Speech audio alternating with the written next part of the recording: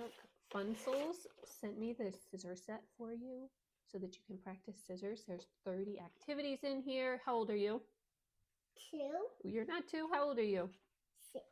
How old are you? Try again. I know. You're 3. 3. And this is for ages 3 to 7 years old. Looks like we got some stickers. I bet those are good job stickers. And here's the whole pack of activities you get to cut and then glue. Okay, so this is a book of games and this is a book of crafts. And then we have a glue stick right there. And this is some sticker tape and then 2 scissors. Which scissors would you like to use? That one. This one. Okay. You've used these kind before, remember?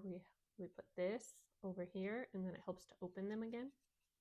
So how about we start with a craft? Let's see. That one just says everything that's in there. This is glue tape and scissors. Okay, there we go. Ooh, this is a day at the beach.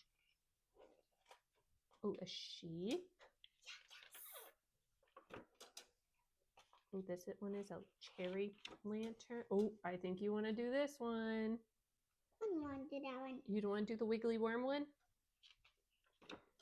Okay. What about a dragonfly? No. Ooh, a space one. You want to do the space one? Okay. So we